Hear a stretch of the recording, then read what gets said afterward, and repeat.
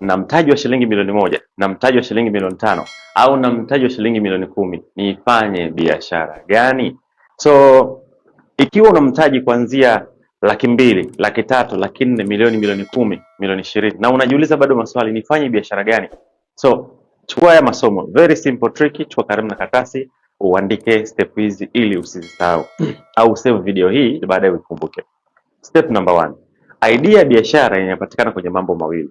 Jambo la kwanza ni uhitaji na jambo la pili ni uwezo wako au interest zako. So twende kwenye uhitaji. Idea ya biashara inapatikana kwenye uhitaji. Nazungumzia upande wa nini kinatakiwa sokoni, nini ambacho sasa hivi soko linahitaji. Na hapa kwenye nini kinatakiwa sokoni, wewe nikupe mifano ya vitu ambavyo vinatakiwa sokoni. Cha kwanza, consumables.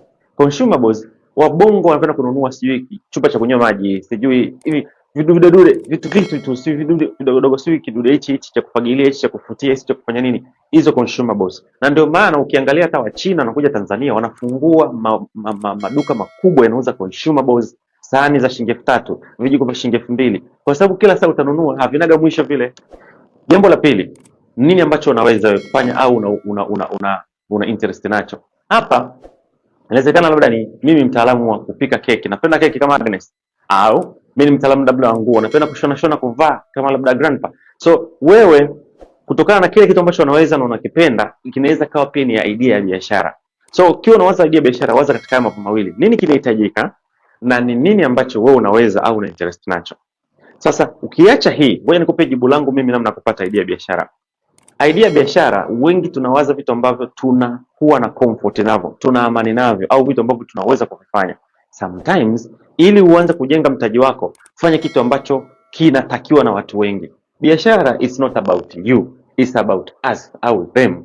So kama is about them, sasa hivi una milioni 2 yako, 3, 4, 5, 6 mpaka 10, uza vitu ambavyo vinatoka haraka haraka. Mfano vitu vya mwanamke huaga ni mtu wa manunuzi kila saa. Hata leo tu nikikwambia shoga Kidawa, twende dina, utatafuta nywele mpya, unatafuta bra mpya, unatafuta nguo mpya, kwa sababu wanawake ni watu ambao wanafanya manunuzi mara kwa mara. Kwa hiyo mwanamke ukianza kumuuzia kuanzia rangi ya kupakia kucha, sijui nguo zake za ndani, brazia, umuuzie sijui hereni, umuuzie nywele, umuuzie mafuta, hiyo itakuwa na mzunguko, kwa sababu mwanamke ni mtu wa manunuzi wakati wote.